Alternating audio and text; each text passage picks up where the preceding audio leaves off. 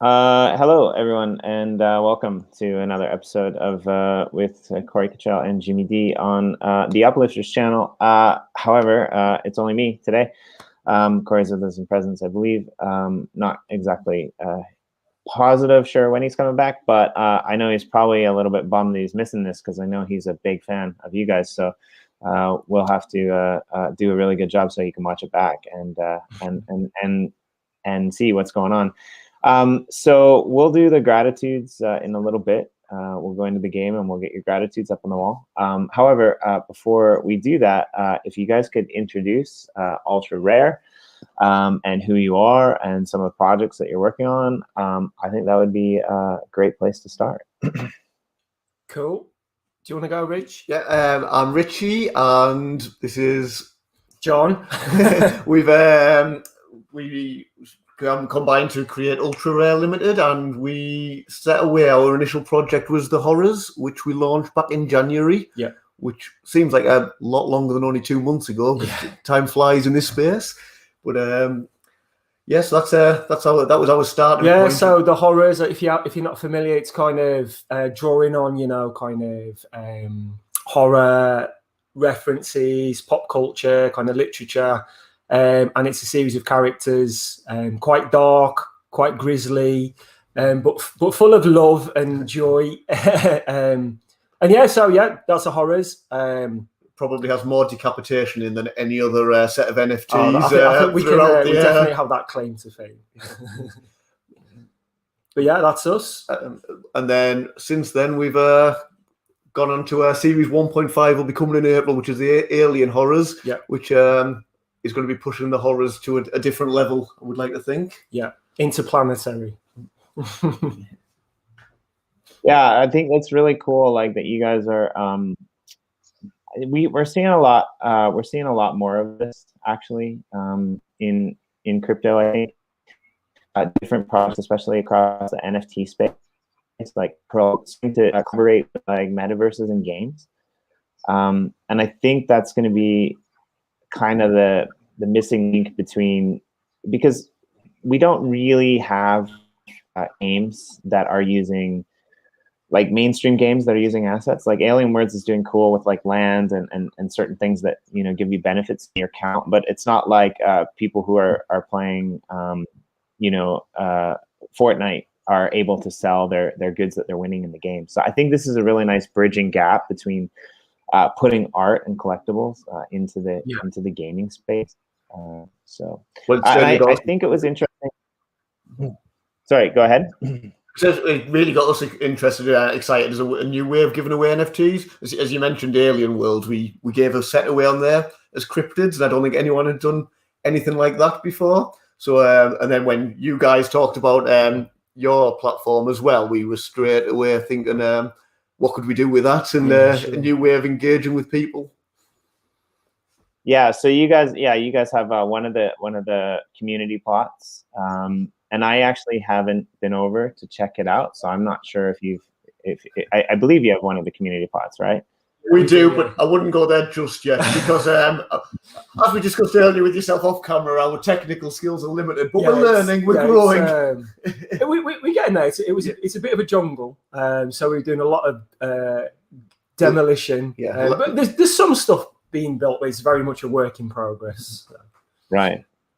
Yeah, I mean, I'm part of the General EOS team, so I'm looking after their plot. And I don't play video games. I've never played video games. Like, I'm not necessarily a tech person. Like, I'm probably more artistic, like you guys. I'm not an artist, but I'm a writer.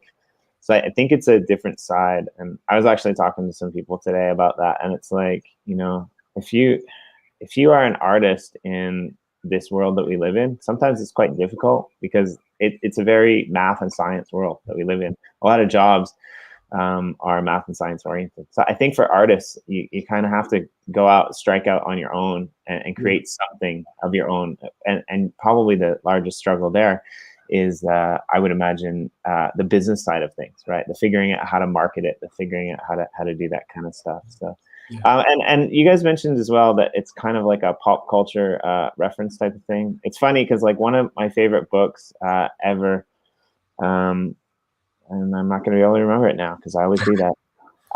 We want some too. It was a book about like pop culture advertising and referencing, and Okay, it was written by Hal somebody or something. It was written like a couple of decades ago, but it was really interesting. And after I read that, I started paying attention to like what's happening. And of course, like right now in movies and things like that, we got a lot of Marvel or DC things like that are really popular that are coming out, especially on the blockchain. Some of these, Tops, Cards, Garbage Pail Kids, things like this. Yeah. But I think what we're seeing is we're starting to see projects like yours that are doing something really unique, really original. I think Blockchain Heroes is Bitcoin Origins is another one. And you guys are one. There's a few others out there that are kind of carving out their own niche, like kind of in a similar way to what was that animated comic book series, the really dark one, the black and white one with only the blood was red. They made Sin City.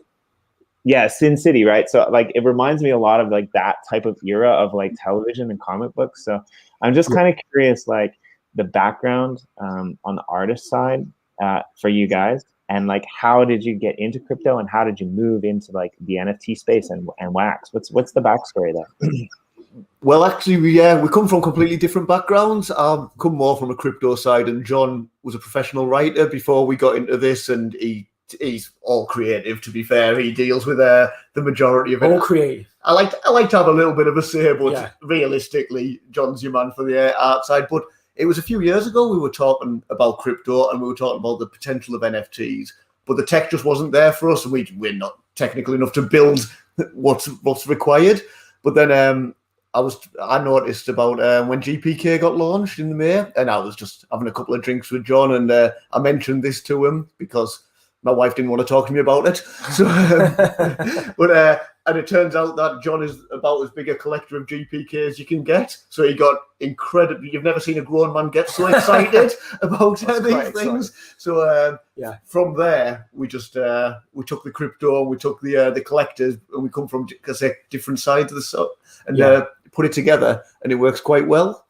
Yeah, definitely. Like my background is I trained as a animator and illustrator like back in the day, and kind of got into writing as a result of that. And then so it's nice to kind of come back and to my roots with the kind of graphic work and the animation work that we're doing at the minute. And the writing skills are very useful in terms of designing the projects and that kind of stuff. But I think we come at it from, I'm very much a collector. Richie's more of a trader, I would say. I collect now, but I have been known to flip on occasions. So, but I think between the two of us, I think we have it's quite a nice. We're able to find quite a nice middle ground, I think, for our community and kind of the way we design our projects. So I think we have kind of both perspectives there in our work, but yeah, that's we also did hit the jackpot with we've got a local guy who does our art for us, and we went to a few different artists, but he's our main artist. I mean, we're working with kind of multiple artists, but our kind of lead artist is a local lad, so that's nice. We like to kind of support the local community, and that if we can, that's kind of quite important to us, I think.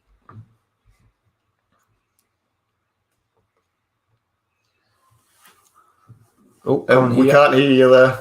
Right, I'm going to actually pull up. I'm actually going to pull up your site, and maybe you guys can explain your series. And like you said, I kind of like it. It's a little bit freaky. Like it's a little bit, even the website. Like I just like the overall design of it. Like I think we live in this world now where a lot of blockchain and crypto are a little bit different.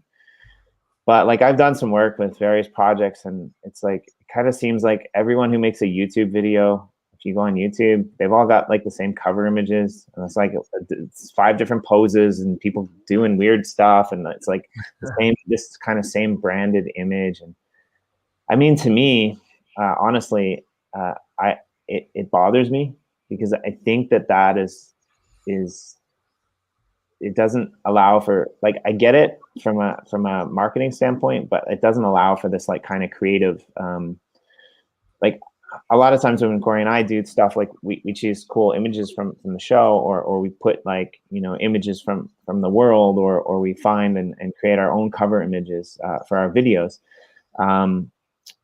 in this case, I didn't. In this case, I took a snapshot of your website because I was thoroughly impressed that the website itself, the way that it was designed, the way that it was laid out, was as unique as your series. And I think that's a very pardon the pun, rare thing to find in this day and age with crypto social media and other forms of social media. So yeah, I'm gonna pull up the website. It's really cool.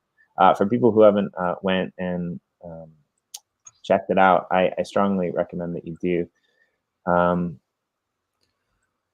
There we go. You guys should be able to see that. And I just like this clown just cracks me up. Like as funny as it is, like it's got this weird almost. I don't like drawing references to people, other projects and other people, but I do think that like perspective and the things that you relate one kind of idea to another is really important. And this has like almost like a dark, like Gotham type of like Batman. I don't know if you guys have watched the new series, like the animated series of the comic is quite different from the new Gotham series.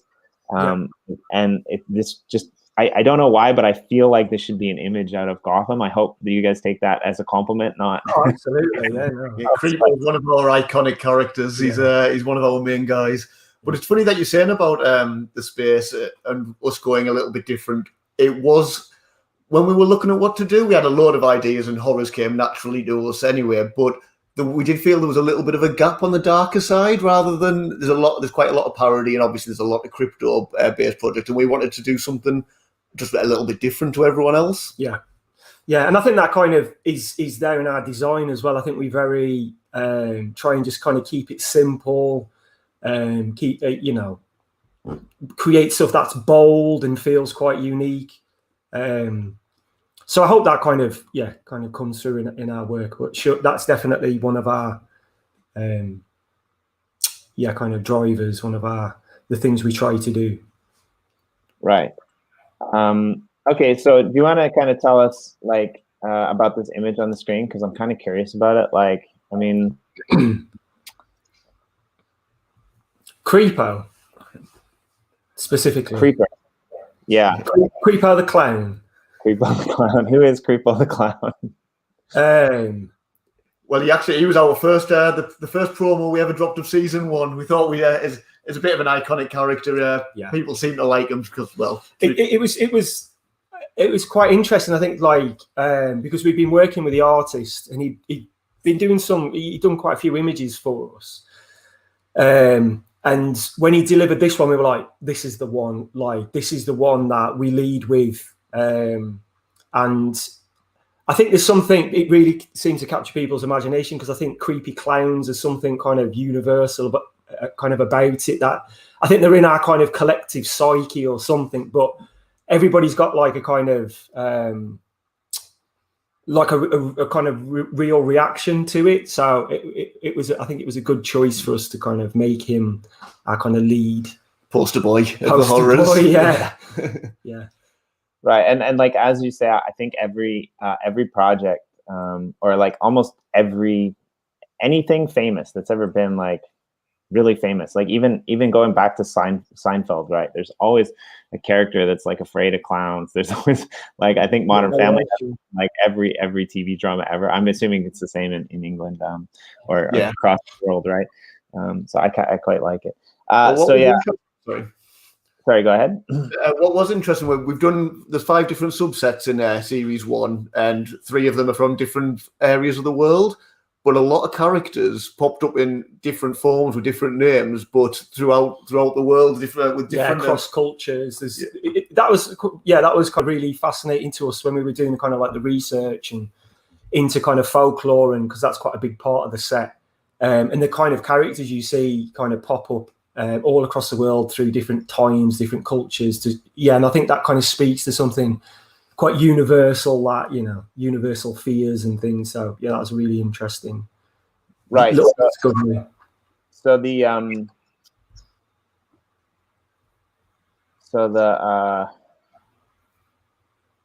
the series then, we can maybe ask you, like, I guess, like, where did the so you have Creepo the Clown here, and you've got the various rarities and stuff. Like, what's the? So, I mean, you guys sold out, and that's not that common, but like it's kind of uncommon these days. I think it's not that easy to sell out. And so you've got these series of characters here that you created for the Horrors first series. And so were these created as basically little trading cards, or these were created to have some other effect? Like, well, I guess I'm asking what was the point behind the creation of this series? Was it like, because I think like some trading cards are created like for games. If you look at something like Dark Country, right? Some trading cards are created like as collectibles. If we look at like Blockchain Heroes, or they're kind of an original collectible set. Like some cards are created for artistic merit. Like, I guess what I'm kind of prying at is like, what like the end game was to create a series of digital collectibles only, or was there some other motive behind that? I mean, I think in the first kind of instance, the set stands alone as a very collectible digital trading card set. But our intention was always to kind of weave a narrative into it, and one of our plans is to develop a comic which will utilize images and characters from the set, to tell a story. So that's kind of it really. And we have other things planned that will kind of retrospectively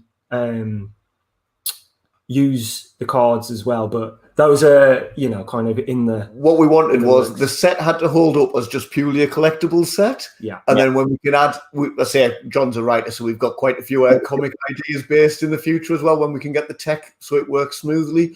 So originally it had to be standalone as a collectible set, and then we're hoping with additional utility added in as well along the way.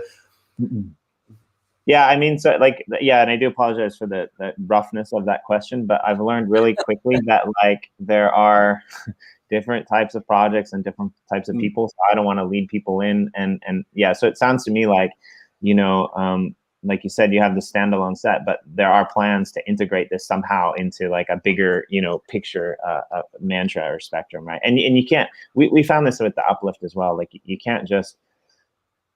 I think gone are the days where you would create a product and then you would release it and that would be the end of it. Like I think we're in this blockchain, crypto, digital age where things move so fast that if you don't release just a tiny part of it, the opportunity is gone.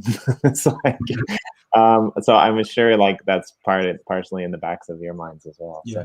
So, and to be honest, I think that's one of the exciting things about it is that we can build on it, and we can, as things develop, we'll be able to use what we've created in different ways, and I think that's really exciting, and I love that kind of side of it.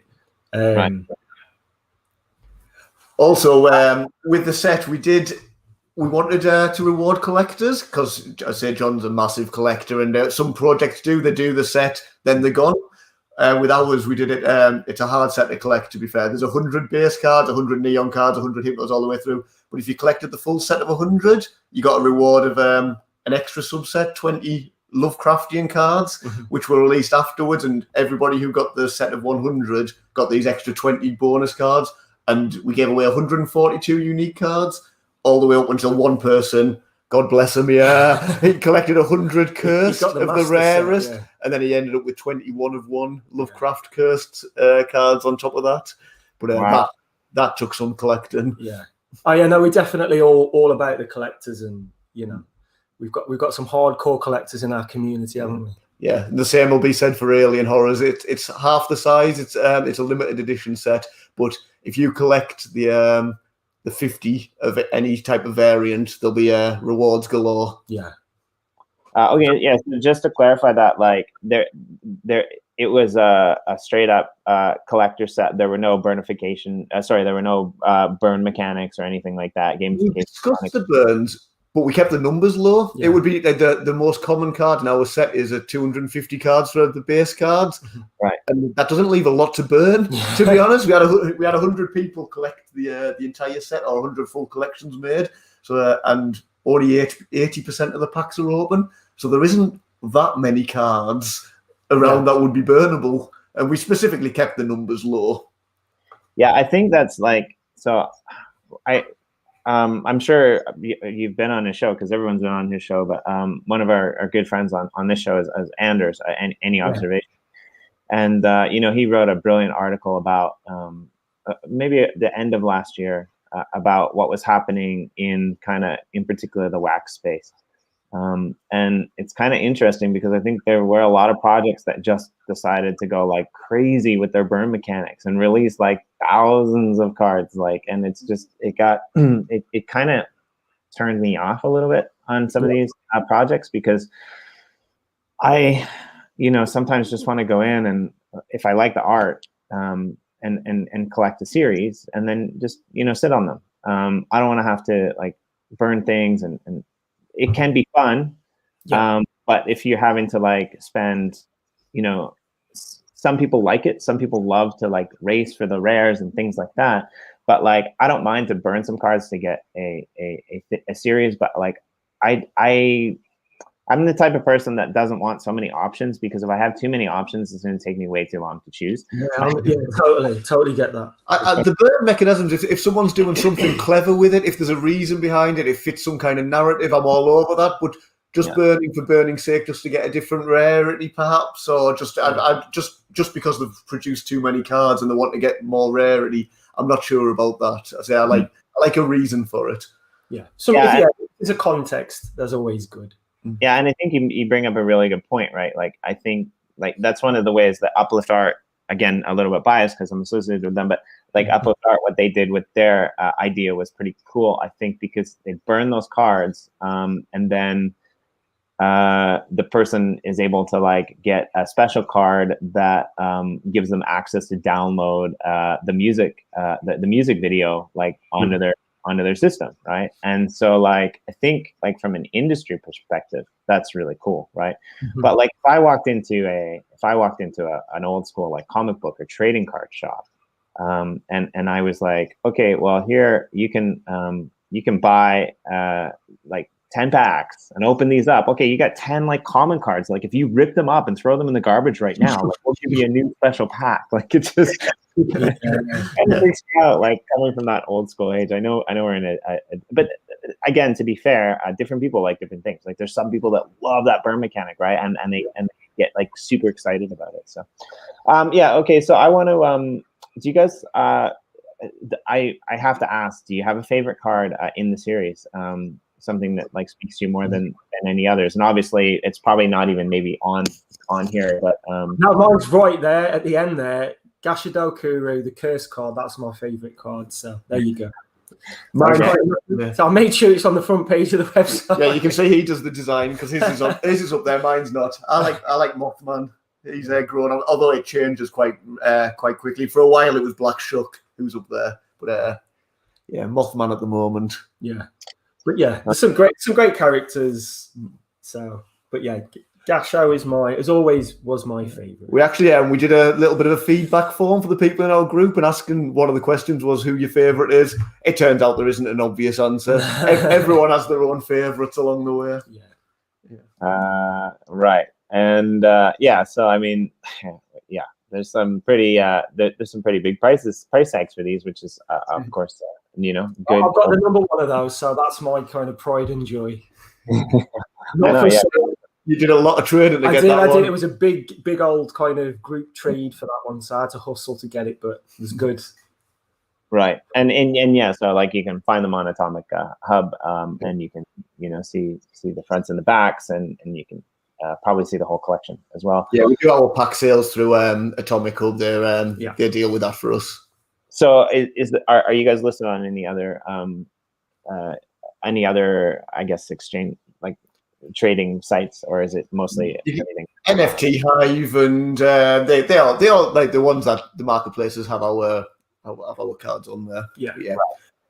Okay, let's dive into Alien Horrors then, because that's, I guess, the next thing that's happening for you guys. I think if I got that right. That's right. Yeah.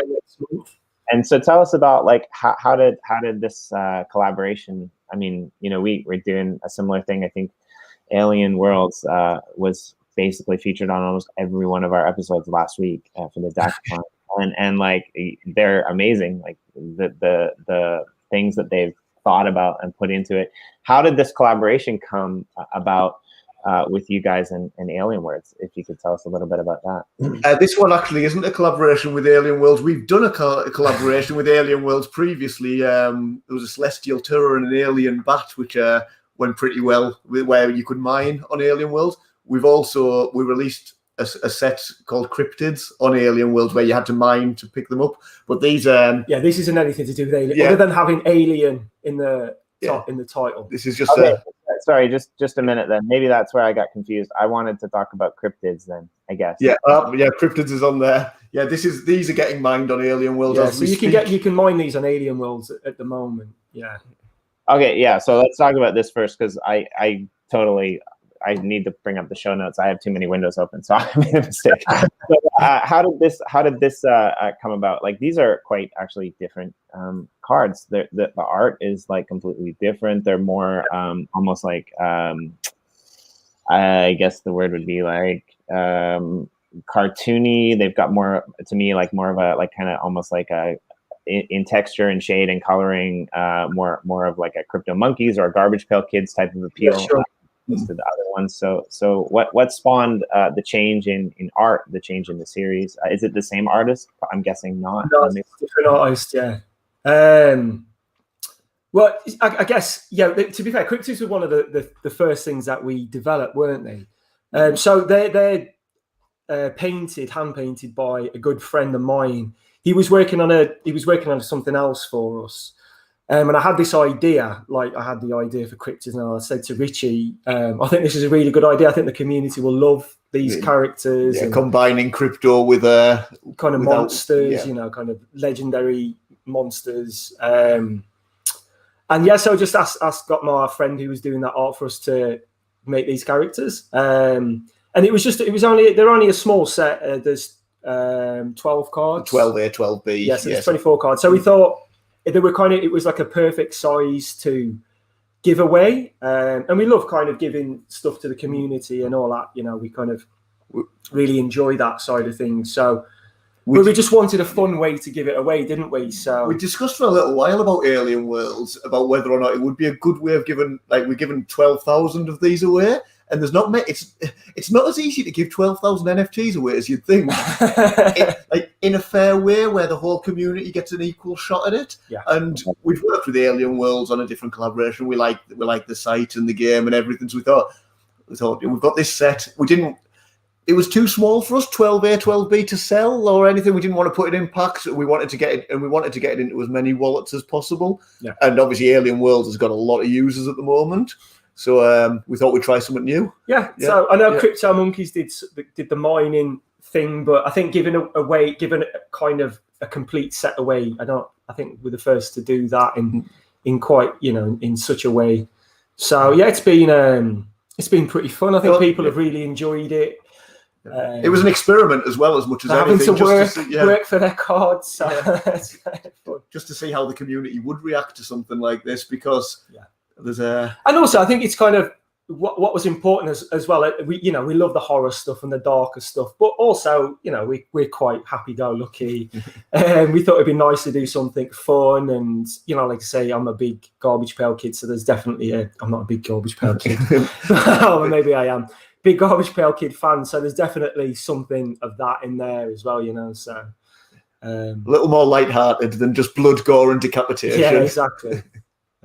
Right. Yeah. And I think, like, you mentioned something really interesting, right? Like, a lot of this really, it is an experiment. And it's like, you can see this, like, not just with your project, but with a lot of other projects, NFT projects as well. Like, you see something that somebody did and you're like, oh, that's an interesting idea. Like, maybe we're going to do it this way instead and just tweak it and adapt it a little bit. And I think that's the really cool thing about the space is you tweak it and then somebody else takes it and then they tweak it. And then like, it's almost like the NFT collectible dynamic has almost become like a mirror of the crypto industry as a whole, right? Like people are looking at these open source blockchains and then they're doing this, and people are looking at these gamification tokenomics like styles and they're doing this and they're building off of it. And I really like it. So yeah, that's really cool that you can have the claim to fame. You're the first mined cards on Alien Worlds to give away. There's still about 4,000, I think, left to be mined. Maybe 5,000. It'll all be done by the end of March. Yeah, so it was for the whole of March. So it's still you've still got a good week in the mines if you want them. 21 being given away every hour. And so where do people have to be in order to find these cards? If you scroll down, it'll give you like our lands and all the coordinates and stuff. But it's all on our website. There we go. There you go. Okay, so you guys are on. Yeah, okay, that's cool. I probably should have done a little bit more research here. Apologies. You guys are on Cavian and Nauron and Neri. Okay, so that's cool. So you've got and that's interesting because a lot of I think Crypto Monkeys, what they did was all on one planet, yeah, that's pretty cool that you're spread across 3. So I like it. Cool. I get the feeling Crypto Monkeys might have got landed a lot earlier than us. we just were buying off the market, and isn't it? The land prices have skyrocketed. Yeah. I know, right? It's crazy. It's like I'm. Yeah, it's okay. I know you probably just created this series so you can afford to buy the land. Like that's kind of the point that we're getting towards right now, right? Like I think it's it's crazy. Digital real estate is just going mad, and I think it's a really interesting concept to not just play the game, but to like be a part of it, own a part of it, right? Really, yeah. So. Okay, let's jump back to where I came from. So your next series, can you please tell us a little bit about what's going to happen with Alien Horrors? Alien Horrors is getting launched in April. We haven't announced the date yet. We like to keep it flexible a little, as much as we can. But we have just started promoting it. The first promotion cards went out, which is the Alien is. The Alien was released, was it yesterday or Saturday? Everyone who joined our Telegram and Twitter got the first card of that. So so we as we did with the first series, we released a kind of a whole set of promo cards which were collectible in themselves, and if you collected the full promo set, you got a free card. So they're worth getting a hold of and trying to get their sets. I think because we give them away for free. So. So we actually haven't even announced the card numbers yet, but rest assured it'll be limited. We don't like to overproduce our cards, which will be similar again for Series 1. So we're anticipating there'll be quite a lot of demand for them. So we recently sold some Splinterland collaboration with Splinterland, which sold out in about 1.5 seconds or something. Myself and John missed out on them. So I'm hoping this demand will be similar. Yeah, I think it, and I also think it's like it's really hard to keep up in this space, especially wax, right? Like I was busy doing a lot of other things, but recently, since we've been doing the show 6-7 days a week, I don't even have. Sometimes it's a blessing in disguise. I can't even pay attention to crypto like prices and stuff anymore. Like but I think it's like I can't even pay it. Like probably around December last year was when I just completely lost the plot. I lost track of everything that was going on in wax. Before then, there was maybe 1 or 2 series that was coming out, a month or so. I was very similar.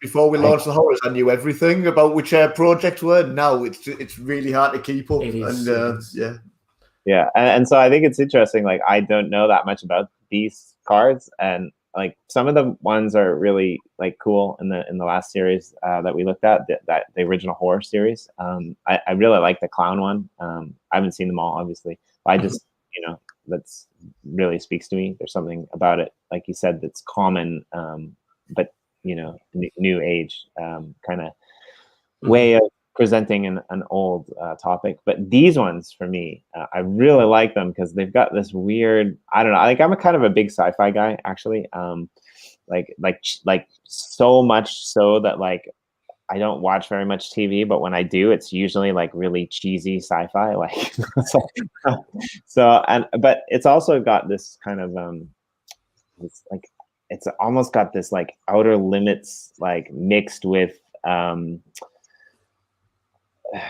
it's almost got this outer limits mixed with what was that show where Lost in Space, kind of like emergence here, like feeling to it. Like I just see myself like, so I'm gonna out myself here. Like I do weird stuff sometimes. Like I got lost like I got lost one long weekend, like about 5 or 6 years ago. Just like researching like everything I could find out online about like the 28 alien races that are known to humans. Like I go down like these really weird, like deep dark holes. I've been there. And like, I think for me, it's more like of a storytelling perspective. It's like, I don't necessarily believe that like all of these things are true. All of these things are right. Like I've done it with UFOs.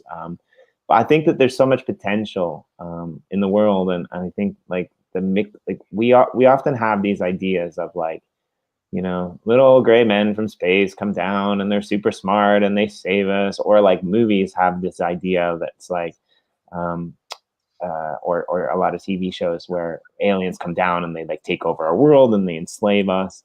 So I think there's a lot of, like you said, pop culture references built into these images, just these 4 that I see on the screen that like in themselves could be a really cool story. So I really appreciate the artwork of your artist and the concept of the card. It's simple, it's clean, and it's just there's so much detail in here. So I just want to throw you guys on pedestal for a couple minutes, and I did because I can because I'm the host. But it's awesome. I really like this a lot, and I like a lot of things for a lot of different reasons. But I'm stuck. I'm sucked in, man. I might be that guy that's like going for the ultra rare ones that. I mean, we've just been kind of finishing up the set, and the ultra rares for this art, they're pretty special, aren't they? I just saw it for the first time earlier. John was showing it. I was like very excited. It's exciting. It's a good one. They're cool. And now our artist has taken it to a different level this time. Yeah, well, obviously you're not familiar with the set. So the original set was all black and white, and we felt that was kind of like quite a unique art style that we hadn't seen across the space. But we saw him do some color for us, and we were like, "No, these have to be color as well," So, they really pop. I think there is a black and white variant going to be in the mix as well. But the base this time is these colors. Yeah. So obviously, from the horrors side of things, like this series to me makes sense. But what was like? Where did that? Because I think this is interesting too. Like, where did the idea of blending, sci-fi and outer space with horror happen? Like, we don't see that so often. Like, everyone's zombified or things like this.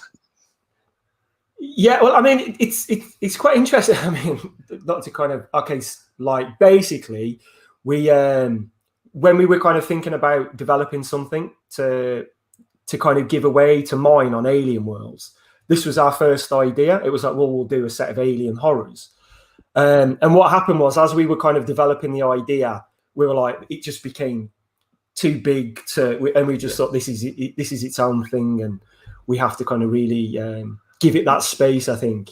Yeah, we started with a few cards, didn't we? Just a small set. And then, but what about this? What about this? And you can just keep going with it. Yeah, and it was just all the different, like say I love, like yourself, I love sci-fi, I love horror and all that, and just all the references and all the kind of, all the characters we thought we could do. And it just became this kind of much bigger kind of project. So it was kind of very organic in a way. It wasn't, we thought, we're just going to, do that and that. And I think that's quite nice that we're able to let things develop a bit more organically. And, but yeah, that was kind of where it started, wasn't it? And it just became its own thing. And yeah, so we're quite excited now for people to get opening packs and yeah. Yeah, and I'm gonna probably out you here, so I do apologize, but I can't contain myself. I agree with David. You know, that it's visual storytelling to the max. Like you can just let the stories run in your head, right? Like, you know, where is that creature coming from? Like, what happens next? It's almost like an evil joke, because I want to know the story behind it and I can't, right? Like, it's like I want to see it on the big screen. But I think that's really interesting. Like when we first came in earlier, we were talking about metaverses and things like that with Alien Words, or what the Uplift is doing, and what I kind of can see from you guys, or what this speaks to me, is you guys have almost like taken that concept of metaverse and like built it into your collection, right? Like I don't know of any other collections that have just basically went like completely like the same theme, but like just a completely different topic. And I think that's a really interesting, like most collections build, you know, something on the previous. And I think this is, I could be wrong, but this is really interesting to me. This has more of a almost like a collectible metaverse, like mini series type of feel to it. So I think it's really cool. John's background as a writer, he's come. There's a lot more to come as well. There's all sorts. I have to hold him back sometimes. Can we do this? I think what we've got, down the line, we've got some really cool ideas and how things will all kind of link. And it's, you know, on the surface, it's cool collectibles, but when it all starts to knit together, I think people will be really excited to see that we've kind of been plotting certain things right from the start and stuff. So yeah. Yeah, and like you guys said, like these the just went out yesterday, right? And so it kind of sucks, because like I might have to go and buy like a gray now because I really like it, and I wasn't signed up for the Telegram and Twitter.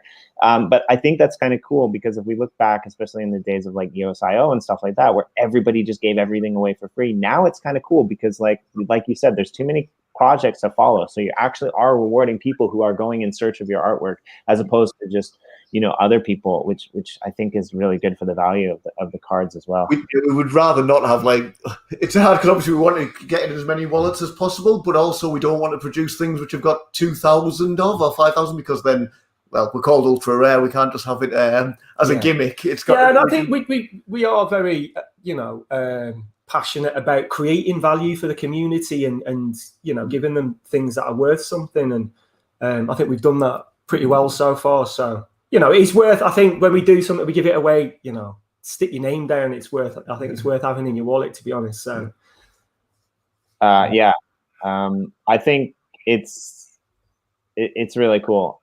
So actually what I'm gonna do now is if you guys have anything else you want to say about this before I stop sharing the screen, and then I'm actually gonna go into the game and get your gratitudes.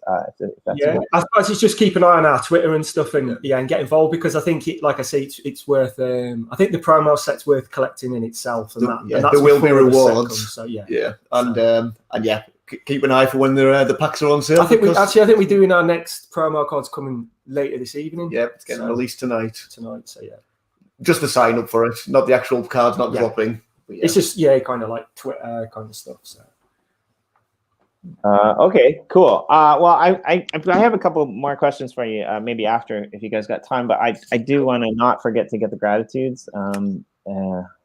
So where am I? Sorry, I'm my LAN got all messed up, so I'm kind of with the migration. I'm kind of trying to fix it, and which is kind of cool, but it's a little bit tedious.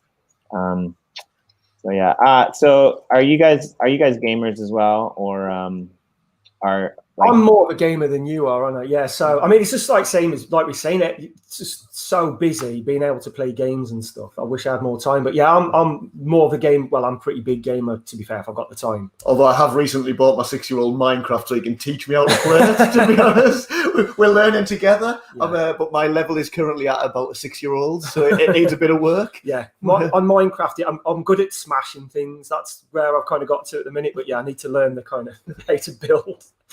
Yeah, so I was going to ask, like, do you guys have someone in mind or some ideas in mind to build on your uplift plot? Like, I'm sure it's probably going to be revolved around some of these cards in the series and stuff like that. Yeah, we've got lots of ideas, but we need to get the skills to ideas aren't the problem. It's delivering them at the moment. No, I think ours would probably look a little different to a lot of people's, because it might be a little darker and built around what we've our cards. Yeah, we've got some really cool ideas. But yeah, I think it's going to take us a while to get it all kind of singing and dancing, isn't it? Yeah, as we exactly as we'd like it. Although we've got a guy helping us out. Backer from the community. Yeah. He's I think he's an expert, so he's been helping us. Yeah, I mean that's pretty exciting from my perspective. I think because I know the feeling, right? Like I had never played Minecraft before in my life until I decided to come in here, and like even this glass wall, which looks really cool, I must admit, it's just a lucky coincidence. It's an accident because I wanted to see how deep the ocean was, so I just built a glass wall to see how deep it was, and then it was just this glass wall that was there that I didn't want to destroy. So I think that's the thing, right? Like for me, we had an episode yesterday where we had some amazing OGs in the Uplift world going around and doing like tables with like weaving some really like intricate details, like machines, things like that.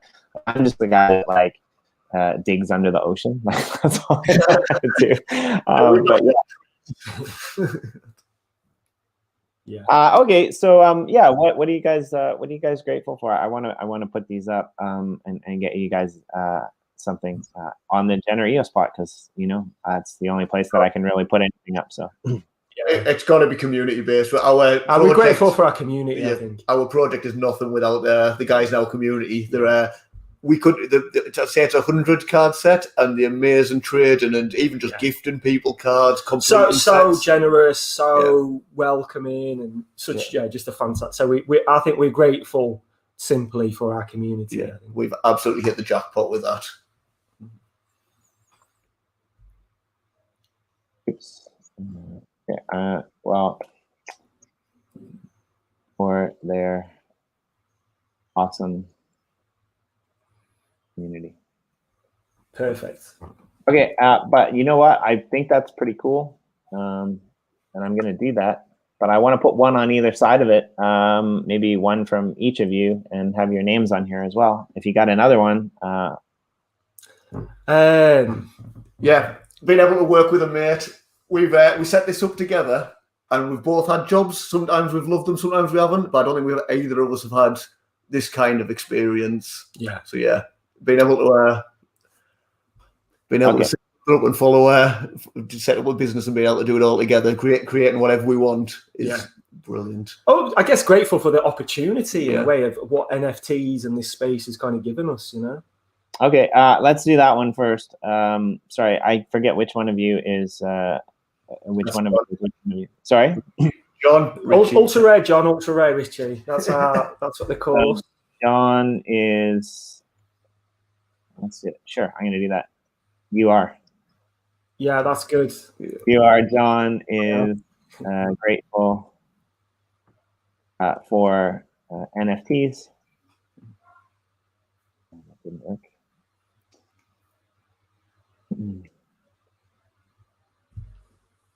NFTs, and what was the other part of that? And the opportunities that it's us, I guess. Opportunities they afford. Does that work? Yeah, absolutely. Okay, sweet. And we'll put that, and we'll put one on the other side too. You are Ultra Rare Richie. RICHIE, right? Yeah. Okay. Is grateful for. Grateful to be. You said you're grateful to be able to work with John, or you're grateful to. That makes sense. I don't know if I want that written on a board. I'm grateful. I think that should be it. Being able to work with a mate, just in case it changes who. Yeah. Okay. How about we do this? Work with such and awesome. I already used awesome. You got another word for awesome? Rockin', blinding. You're British. Blinding work, blinding team. Canny, C-A-N-N-Y. Canny, we'll go northeast on it. Canny, C-A-N-N-Y. That's a bit of northeast term for you. Done. I like it. As a cultural awareness. Great. That's awesome. You guys are on the wall. I put you at the bottom too, on this little glass pathway, so everyone can see it super easy when it's not night. Great. I'm gonna get out of here. somehow. And yeah, I mean, even it's funny because a little bit before the stream we were talking about it, and when I first started this this stream with Corey, it's nice because if we have to do something, we can. I'm sure you guys probably have a very similar aspect, right? But working with somebody else is kind of nice because they have your back. But then sometimes when that person's not there, that person's not around, you actually gain like a whole new appreciation for what they do because you're not really paying attention, and their life, like what they do has made your life so much easier in some respects that you don't even notice it until you have to like pick up what they do and just be like, oh man. So I'm sure you guys, it seems like you were friends long before this. So I think that's kind of cool, but I'm sure you guys have that idea, right? And I guess it's like marriage or relationships or these types of things. So I've got a few more questions for you, or a few more things to point out. So you guys, are actually one of the largest Telegram communities in all of EOSIO, I believe. Yeah, we're doing well on that. Yeah, we've got a good community. Yeah, we do have a great community. Yeah, and you guys do a weekly call, a weekly community call. Yeah, Zoom on a Sunday evening, UK time. Yeah. So can you tell us about this? Like, is it anyone's allowed? Anyone's welcome? Is it pre-recorded? Is it live? How does that work? It's just we just all get together and talk the horrors. To be honest, it's sometimes not even about that. I just talk about anything. It sometimes falls into mayhem. Sometimes it's it can be a bit chaotic. Yeah. We like to show. You get a few sneak peeks of what's coming ahead, and we like to give the group kind of a heads up on what we're doing. We'll show some stuff. You get some cool kind of swag for turning up. But it's just fun. It's just super laid back. And anybody's welcome. Anybody can come along. It's not recorded. Nobody, no viewing it back. It's purely just a live get together. Yeah. Okay. Yeah. So I think that's actually quite interesting because a lot of projects they do community calls, but oftentimes they record it. So I quite like that idea that it's kind of like a presence of place type of thing. It's not for advertising or anything like that. It is just purely just to get together and chat about NFTs and what we've got going on. Really. I think one of the things we've realised as well is that because, I mean, here in the UK as well, I mean, especially we're all locked down, and I think it feels like people kind of appreciate kind of getting together and having a chat about this thing that they've all discovered and they're all really passionate about. But I think because we're locked down as well, it is even more of a kind of social outlet that we might not we're not getting really any other way. So I think it's been pretty good for people and stuff. Yeah, people seem to like it, and it's good fun. So why not? Right, and I like you said, I think community is really important, and sometimes we get lost in the real world or even in crypto. I think we see it a lot. Maybe in other spaces, like maybe in the Ethereum space or the art space or the DeFi space, where they've kind of taken on these traditional business models. So I'm kind of interested to see what happens with Wax when it explodes. Because I don't think it's a question of if. I think it's a question of when, and what projects like are holding on to that community aspect that they built. And from the looks of it, if you guys are doing community calls and stuff, you'll be one of them. I'm hoping that Uplift will as well. So yeah, I wanted to ask as well because you kind of mentioned it. If you guys got a little bit more time. How did you find the artist? Like, was the artist another friend of yours? It was just through, I mean, because I've been working in the kind of creative sector for quite a few years. I know kind of a lot of different kind of creative people working in all different fields. So I just kind of reached out into my own networks and said, does anybody know like a really good kind of comic style artist? And Macaulay was recommended to us. And I mean, which worked out really well. We just tested him out, didn't we, on a couple of bits, and we loved what he did. I mean, like I say, we're working with kind of like quite a few different artists, but he's, I guess, gone to become he's our go-to guy really long. But like a really good friend of mine who did cryptids, he's working on something else for us as well. And in our horror set, we've got a guest artist little variant, which is just a different take on Macaulay's the same characters, but with a completely different art style, and that was quite a fun little thing to do as well. Yeah, but JP, who does those, I met him at a film festival many years ago. And I remember he came up to me and he was like, "Oh, I loved you," because I used to, well, I still do, but we haven't been able to recently, but kind of like film make and things like that. So we were at a film festival with one of our films, and JP came up to me and he was like, "Oh, I'm an artist, I could," and I was like, "Oh yeah, sure you are," kind of thing. But then I went back and looked at his website and I was like, "God, he's incredible." So I was always looking for something to work on with JP, and he did. So he did a kind of the guest set for us. But I think it's nice to kind of involve people that you've known and, you know, kind of, or discovered through, you know, personal recommendations rather than just, you know, kind of going on Fiverr or whatever. Yeah. So, like, did these artists, when you found them or when they began working with you, did they know anything about blockchain? Or like where they were like confused? What you want me to do? What? To be fair, I still don't. It was funny because a couple of weeks ago we had my mate Steve who did cryptids, and he came on and into the Zoom call and was kind of like answering questions and talking to the group and stuff. But he just does not have a clue. Does he? He's like, spent the whole time just confused. He's like, "Oh yeah," because you know the cryptids are quite like the descriptions for them. It's like a Wendigo who's selling all his NFTs. And he's like, "I don't know what that is, but I'll do my best with it." So yeah, he doesn't. But it is interesting, you know, kind of talking to my friends about it. They're taking, obviously they can see what I'm doing and they are becoming more and more interested in it. But yeah, it does take some explaining to people. Yeah, so we were chatting last night on our stream with some of the OGs from the Uplift world, and like it's a similar thing. Like there's these people, I'm sure you've come across this as well, but there's these people who like are in the world, they know how to do awesome Minecraft stuff, but they're like, okay, well, we want to like purchase something, we want to purchase one of these collectibles or one of these land plots or something like that, and like now we have to go through like the process of like getting a wax cloud wallet, like safety, like well, what is this? We don't know, and it's really interesting. And actually, that's something I'm passionate about.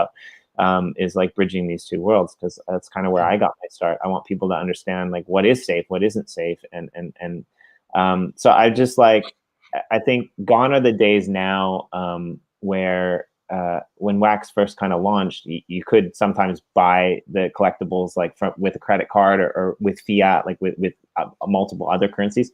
I think recently everything is pretty much pegged to Wax. So why did you choose Wax as opposed to like Ethereum, as opposed to another one? Did you choose it for ease of use? Did you choose it because you just think it's awesome? Did you choose it because it's cheap? What was the reasoning behind putting your collection on Wax? A bit of all of those things, I think. So I'd studied a few blockchains a few years ago, and I was aware of Wax, and then obviously Garbage Pail Kids came in, so I wanted to buy a load of them, and John did as well. And then obviously, yeah, Atomic Hub came along with the NFT creator, and we're not technically based, so we couldn't. Yeah, that really opened it up to us. Yeah. Oh, this is what we've been talking about. We can do that thing that we kind of like made it achievable. Yeah. So it just fair. Wax puts the whole package together quite nicely, really, doesn't it? And you can mint for cheap. I think as well for me, kind of being new to the kind of like crypto and that, you know, and then kind of like researching. I really love the ethos behind Wax as well, and you know, I love kind of that approach to it, that it is kind of accessible to everybody. It feels like that, and so that really kind of appeals to me. But yeah, I think there's so many reasons why Wax is where we're at, really.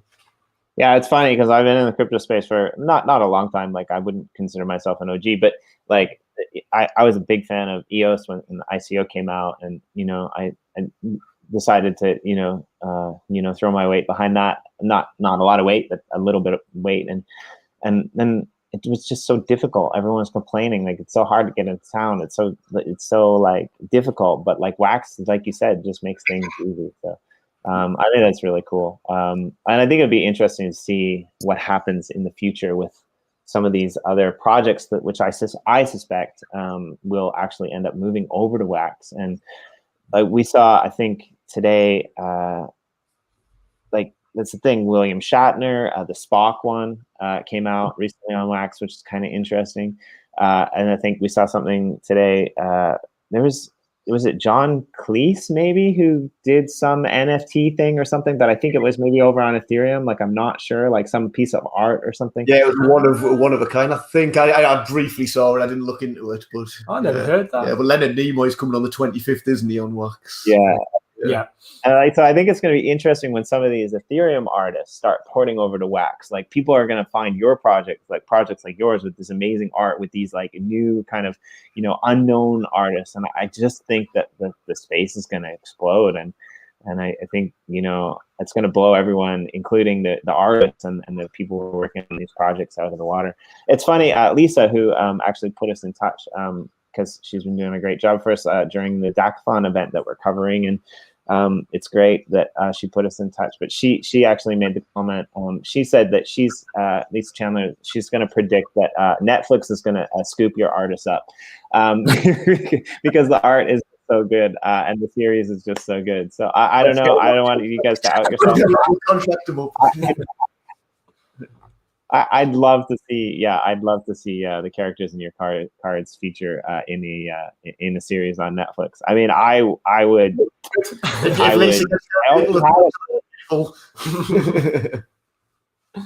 what was that? If Lisa gets Netflix people to talk to our people, we're all over it. Yeah, sign us up.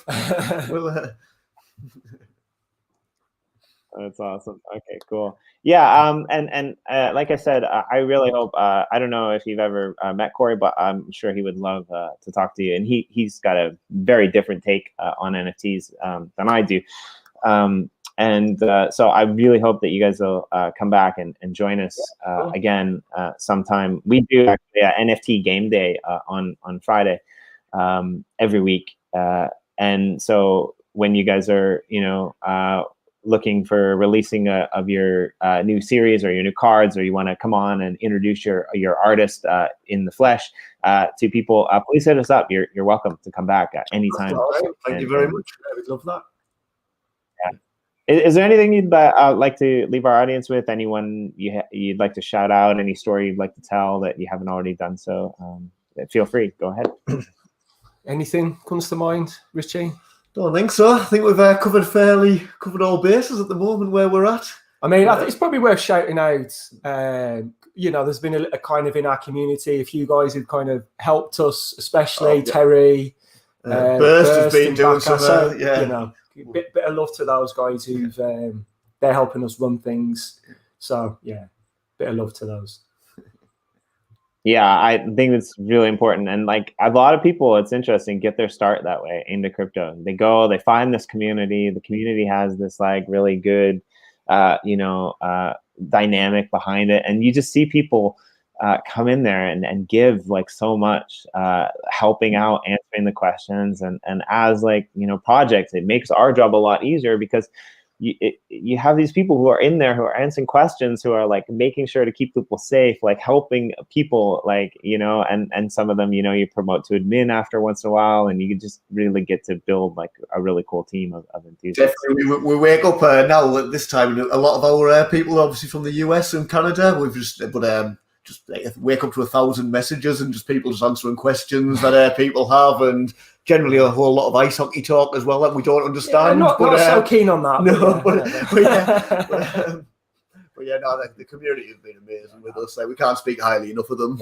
We wouldn't be able to do anything with this. I think they're hinting at the hockey horror series. We'd have to learn something about it first, really. Yeah. You could do a hockey horror guy. Yeah, they'd like that. Yeah, it might be something to think about. Who was it from the Ninja Turtles? What was the dude's name? The weird sports dude. Casey Jones. Casey Jones. Yeah, exactly like that guy. Yeah, but a bit more vicious. Yeah. Okay, well, great. Awesome. I'm gonna let you guys go because I'm sure you got busy things to do, and it was really awesome to meet you guys. I'm a fan. You won me over in the first 3 minutes, and then we went live, and you won me over. Well, thank you very much for having us on. Yeah, no, it's been great. Thank you. All right, please take care of yourselves, and I hope to see you guys back sometime soon. I need to cue this up, and I'm going to do a karate chop because I don't know, for some reason that's what I do. Awesome.